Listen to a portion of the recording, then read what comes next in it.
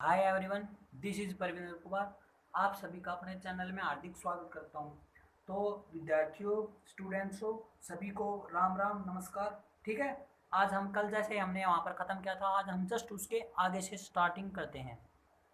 देखो, अब क्वेश्चन आता है हमारा कि देशांतर क्या है। शीत कटिबंध तक कल हमने पढ़ लिया था।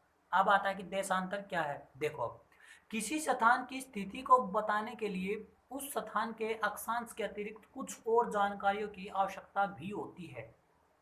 क्या कहा मैंने, ध्यान से सुनो। किसी स्थान की स्थिति को बताने के लिए उस स्थान के अक्षांश के अतिरिक्त कुछ और जानकारियों की आवश्यकता होती है। आप देख सकते हैं कि प्रशांत महासागर में स्थित टोंगा द्वीप, प्रशांत महासागर में टोंगा द्वीप एवं हिंद महासागर में मॉरिशस द्वीप एक ही अक्षांश पर है। कितने, कौन से अक्षांश पर है? 20 डिग्री पर। ठीक है, उनकी सही स्थिति जानने के लिए यह पता करना होगा कि उत्तर ध्रुव को दक्षिण ध्रुव से जोड़ने वाली संदर्भ रेखा से पूर्व या पश्चिम की ओर इन स्थानों की दूरी कितनी है। अब हम आगे जानेंगे। जैसे आप देशांतर साइड में देख रहे होंगे, अभी पहले हम पढ़ते हैं, उसके बारे में समझाते हैं इसके बारे में। ठीक है, देखो अब इसमें लिखा है प्रत्येक अंश को, आगे देखो, उनके बीच की दूरी को देशांतर के अंशों में मापा जाता है। प्रत्येक अंश को मिनट में, जो प्रत्येक हिस्सा है ना उसका, उसको किस में नापते हैं? मिनट में। और जो मिनट होती है उसको किस में नापते हैं? सेकंडों में विभाजित किया जाता है। ये अर्धवृत्त हैं तथा उनके बीच की दूरी ध्रुवों की तरफ बढ़ने पर घटती जाती है। ध्रुवों की तरफ बढ़ने पर घटती जाती है, और जैसे ध्रुवों पर पहुंचते कितनी हो जाती है? शून्य। समझ में आ गया? स्टार्टिंग से पढ़ो इस लाइन को। ये अर्धवर्त है तथा उनके बीच की दूरी ध्रुवों की तरफ बढ़ने पर घटती है। मतलब जैसे जैसे ध्रुवों की तरफ बढ़ेंगे वहां पर घट जाएगी, और ध्रुवों पे पहुंचते ही उनकी शून्य हो जाती है, जहां सभी देशांतरी यम-उत्तर आपस में मिलती हैं। समझ में आ गया? आगे देखो, अक्षांश रेखाओं से निम्न सभी देशांतर यामात्रों की लंबाई समान होती है। अक्षांश रेखाओं से जितने देशांतर यामात्र होते हैं उनकी लंबाई समान होती है, इसलिए इन्हें सिर्फ मुख्य संख्याओं में व्यक्त करना कठिन था। तब सभी देशों ने निश्चय किया कि ग्रीनिच, जहां ब्रिटिश राज के वेधशाला स्थित है, से गुजरने वाली याम्योत्तर से पूर्व और पश्चिम की ओर गिनती शुरू की जाए। इस याम्योत्तर को प्रमुख यामोत्तर कहते हैं। समझ में आ गया? ये टाइम निर्धारित करने के लिए, जैसे आप फिगर में देखो 2.6, इसमें जो आपको बीच में लिख रहा था ना 0 डिग्री, इसमें लिखा हुआ है कि प्रमुख यामयोत्तर। ठीक है, क्या लिखा है? प्रमुख यामयोत्तर। देखो मैं एक बार थोड़ा सा इसको वो करने की कोशिश करता हूँ। रुको, एक मिनट रुको। मैं इसका थोड़ा है ब्राइट, ये चित्र को थोड़ा और साफ दिखाने की कोशिश कर रहा हूँ। ठीक है,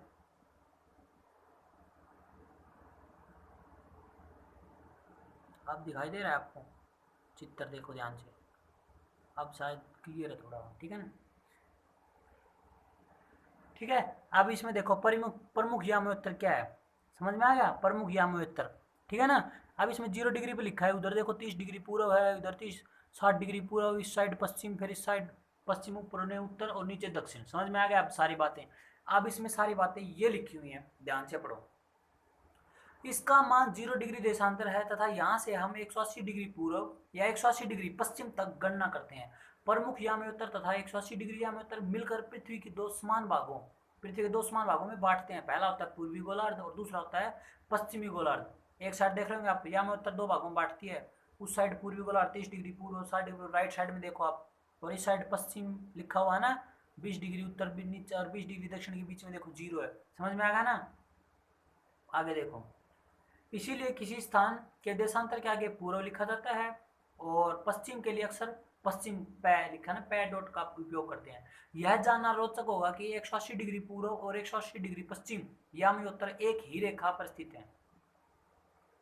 अब ग्लोब पर अक्षांश रेखाओं व देशांतरीय याम्योत्तरों के द्वारा बनी ग्रिड देखो। ग्रिड क्या होता है? ग्रिड मतलब एक प्रकार से जाल होता है समानांतर रेखाएं का। ठीक है, अगर आपको किसी स्थान के अक्षांश एवं देशांतर की सही जानकारी प्राप्त करनी है तो आप ग्लोब का सहारा लीजिए। उदाहरण के लिए असम में धुबरी जगह है, 26 डिग्री उत्तरी अक्षांश और 90 डिग्री पूर्वी देशांतर पर स्थित है। अब उस बिंदु को देखो जहाँ दोनों रेखाएं एक दूसरे को काटती हैं, यह बिंदु धुबरी की सही स्थिति होगा। मतलब जो बता रहे हैं कि 26 डिग्री उत्तरी अक्षांश और 90 डिग्री पूर्वी देशांतर, इस जगह पर क्या है? धुबरी।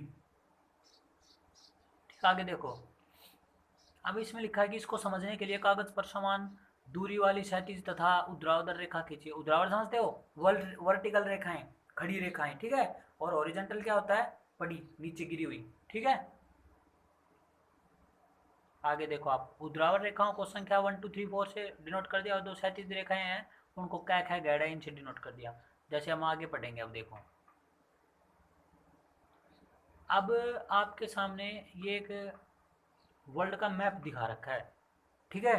किसका मैप है ये, वर्ल्ड का मैप। किसका मैप है, वर्ल्ड मैप दिखा रखा है। आप इसको थोड़ा देखना, क्लियर दिखाई दे रहा है नहीं, मैं इसको थोड़ा क्लियर करने की कोशिश कर रहा हूँ। चलो कोई नहीं, मैं वैसे बता देता हूँ आपको, भारत कहाँ है इसमें। भारत देखो आप, देखो हिंद महासागर लिखा दिख रहा है आपको, हिंद महासागर। हिंद महासागर के जस्ट ऊपर देखो, जस्ट ऊपर मतलब हिंद, देखो आपको मैं, मेरे पास थोड़ा एक मिनट, मैं बता देता हूँ, चलो आपको वैसे ही, चलो ठीक है। आप वैसे देखना, कल से करूँगा इंतजाम, ठीक है, मार्कर वगैरह इनका फिर साथ साथ में बताएंगे। आगे देखो, अब हम आगे चलते हैं, इसमें इतना कुछ काम का वो है नहीं। आगे देखो, देशांतर और समय, ये पढ़ते इंपॉर्टेंट है, ठीक है। समय को मापने का सबसे अच्छा साधन, समय को मापने का सबसे अच्छा साधन पृथ्वी, चंद्रमा एवं ग्रहों की गति है। अगर समय को मापना है तो पृथ्वी, चंद्रमा और ग्रह, ये हम पीछे पढ़ चुके हैं, आप पीछे वाली वीडियो को स्टडी करना, ठीक है। देखो वो जो पीछे बता रहा था मैं, साइड में देखो, एब ऐसा जो बता रहा था ना लाइनें, वो लाइनें के बारे में देखो, उधर साइड में डिस्कस कर रखा है कौन कौन सी लाइनें है वो। रुको एक बार मैं थोड़ा,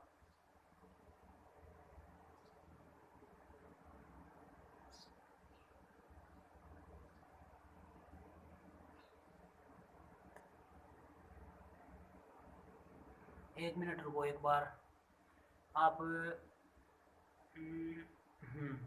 अब देखो, अब साफ दिखाई दे रहा है, अब होगा शायद।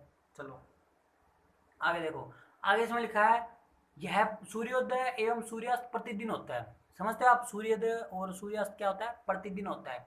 अतः स्वाभाविक है कि यह पूरे विश्व में समय निर्धारण का सबसे अच्छा साधन है। स्थानीय समय का अनुमान सूर्य के द्वारा बनने वाली परछाई से लगाता है। स्थानीय समय समझते हो, जैसे गांव में लोग रहते हैं, वहां पर स्थानीय इलाका होता है, उनको स्थानीय बोलते हैं। उसका अनुमान सूर्य के द्वारा लगाते हैं, भाई सूर्य निकल गया तो 6 साढ़े 6 7 बजे, मतलब उसके हिसाब से अनुमान लगाते हैं। और जो दोपहर में क्या होता है, जो सबसे छोटी एवं सूर्योदय तथा सूर्यास्त के समय, ठीक है, सूर्यास्त के समय सबसे लंबी होती है।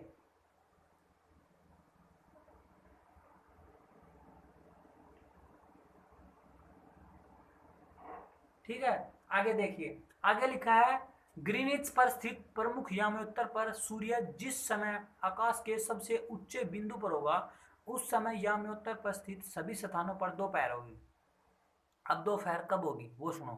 ग्रीनिच पर स्थित प्रमुख यामोत्तर, मतलब आप पूछा जाए कि यामोत्तर कहाँ पर स्थित है, तो कहाँ पर है, ग्रीनिच पर। सूर्य जिस समय आकाश के सबसे उच्च बिंदु पर होगा, मतलब सूर्य जब अपनी चरम सीमा पर पहुंच जाएगा, उस समय याम्योत्तर पर स्थित सभी स्थान पर दोपहर होगी। समझ में आ गया, दोपहर कब होगी, ठीक है ना। आगे देखो, चूंकि पृथ्वी पश्चिम से पूर्व की ओर चक्कर लगाती है, पृथ्वी का घूमने का कौन सा है, पश्चिम से पूर्व की ओर। अतः वे स्थान जो ग्रीनिच के पूर्व में है, मतलब जो ग्रीनिच रेखा के पूर्व में है, उनका समय ग्रीनिच समय से आगे होगा, और जो पश्चिम दिशा में है उनका समय पीछे होगा। समय के अंतर दर की गणना निम्नलिखित विधि से की जा सकती है। पृथ्वी लगभग 24 घंटे में अपने अक्ष पर 360 डिग्री घूमती है, ठीक है, अर्थात एक घंटे में 15 मिनट, 15 डिग्री, और 4 मिनट में 1 डिग्री घूमती है, ठीक है। इसमें बस ये लिखा हुआ है ऐसे ही, आप पढ़ लेना कितने मिनट में इतने घूमती है, ठीक है। आगे लिखा, लेकिन ग्रीनिच से 15 डिग्री पश्चिम का समय ग्रीनिच समय से 1 घंटा पीछे होगा, यानी वहां सुबह के 11 बजे होंगे। इसी प्रकार जब ग्रीनिच पर दोपहर के 12 बजे होंगे, तो उस समय 180 डिग्री पर मध्य रात्रि होगी।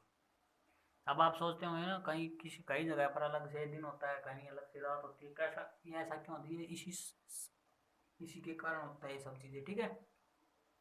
हम मानक समय क्यों मानते हैं, मतलब हम क्यों मानते हैं भाई मानक समय, वो देखो,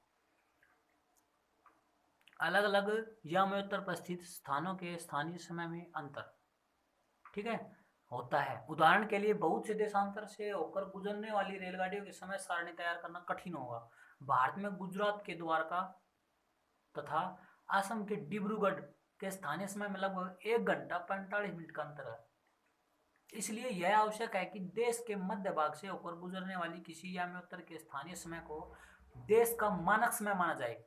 इस याम्योत्तर रेखा के स्थानीय समय को पूरे देश का मानक समय, ठीक है, पूरे देश का मानक समय माना जाए। इस याम्योत्तर रेखा के स्थानीय समय को पूरे देश का मानक समय माना जाता है। भारत में 82.5 डिग्री, भारत में कितना है, 82.5 डिग्री को मानक याम्योत्तर माना गया है। इस याम्योत्तर के स्थानीय समय को पूरे देश का मानक समय माना जाता है। इसे भारतीय मानक समय के नाम से भी जाना जाता है। समझ में आ गया, भारतीय मानक समय के नाम से किसे जाना जाता है, ठीक है। अब साइड में देखो लिख भी रखा है भारत का मानक याम्योत्तर, बीच में एक साइड 68 डिग्री पूर्व है और फिर 97 डिग्री पूर्व, और बीच में देखो आप मानक याम्योत्तर जारी हो, ठीक है ना। आगे देखो, इसमें एक तो उदाहरण बता रखे हैं। कबीर भोपाल के निकट एक छोटे से नगर में रहता है, यह एग्जाम्पल दे रखा है कोई। कबीर भोपाल के निकट एक छोटे से नगर में रहता है। वह अपने मित्र आलोक से कहता है कि वे आज रात्रि में नहीं सो पाएंगे। ऐसा क्यों कह रहे हो, देखो भारत एवं इंग्लैंड के बीच एक क्रिकेट मैच है, लंदन में 2 बजे अपराह्न में शुरू होगा, अर्थात भारत के समय अनुसार शाम के 7:30 बजे। भारत के समय अनुसार कितने बजे शुरू होगा, 7:30 बजे, और देर रात में समाप्त होगा। क्या आप जानते हैं कि भारत एवं इंग्लैंड के बीच में इतना अंतर क्यों है सब टाइम के अंदर? भारत ग्रीनिच के 82.5 डिग्री पूर्व में स्थित है, और जब बताया था जो पूर्व में स्थित होगा उसका समय क्या होगा, आगे होगा, और जो पश्चिम में स्थित होगा उसका समय पीछे होगा। तो आगे है वो, तो 5.5 घंटा आगे है समय हमारा। इसलिए जब लंदन के दोपहर में 2 बजे होंगे तो भारत में 7:30 बजे होंगे। वहां पर 1 बजे हुआ तो हमारे 6 बजे, मतलब उतना एक नहीं, सॉरी, उसके 5.5 घंटा आप आगे जोड़ दो, ठीक है ना, 6:30 बजे। कुछ देशों का देशांतरीय विस्तार अधिक होता है, जिसके कारण वहां एक से अधिक मानक समय अपनाए गए हैं। उदाहरण के लिए रूस, मतलब कहीं कहीं जगह पर देशांतरीय विस्तार बहुत ज़्यादा होता है, ठीक है। उन जगहों पर क्या होता है, उदाहरण के लिए रूस में 11 मानक समय को अपना गया है, एक से ज़्यादा मानक समय। हमारे भारत में कितना मानक समय, एक ही है, कौन सा, 82.5 डिग्री। पृथ्वी को एक एक घंटे वाले 24 समय क्षेत्रों में बांटा गया है। इस प्रकार प्रत्येक समय क्षेत्र 15 डिग्री देशांतर तक के क्षेत्र को घेरता है, ठीक है साथियों। अब हमारा पार्ट कंप्लीट हो चुका, बस अब जो इसके क्वेश्चन आंसर बचे हैं, जैसे पृथ्वी का सही आकार क्या है, इनको साथ साथ कर लेते हैं। पृथ्वी का सही आकार क्या है, जैसे मैंने पीछे बताया था आपको, ध्रुवों पर से क्या है वो चपटी हुई और बीच में से उभरी हुई है। ग्लोब क्या है, ये मैंने पीछे पढ़ा था। ये एक पृथ्वी को समझने का एक तरीका है, इसके अंदर क्या बोलते हैं उसको, इसका अक्ष होता है, ठीक है। कर्क रेखा का अक्षांश मान क्या है, कर्क रेखा का अक्षांश मान बताना हमें 23.5 डिग्री, जो ऊपर देखा था आपने। चलो मैं एक बार दिखा देता हूँ, कर्क रेखा का अक्षांश मान क्या है, जो हम पीछे पढ़े थे। और पृथ्वी, अगला क्वेश्चन है, पृथ्वी के 3 ताप कटिबंध कौन से हैं? तीसरा और चौथा क्वेश्चन दोनों देखो।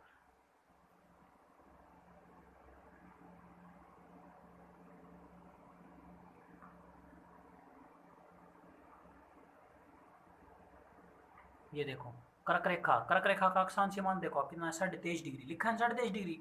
और उसके मकर रेखा का आप देख लो साथ में 23.5, और उसने 3 ताप कटिबंध पूछे हैं। 3 कौन कौन से हो गए, शीत कटिबंध हो गया, उत्तरी शीत कटिबंध, शीतोष्ण कटिबंध और उष्ण कटिबंध, ऐसे दक्षिण के तीनों।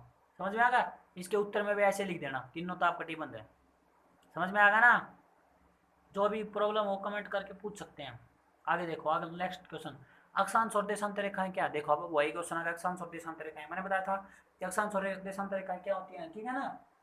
आप देख लेना, पाठ पढ़ लेना एक बार दोबारा उसको, जो कोई दिक्कत हो पूछ लेना। आगे है उष्मा की अक्षांश और देशांतर रेखाएं क्या? देखो मैं फिर भी बता देता हूँ आपको, हमने पीछे पढ़ा था।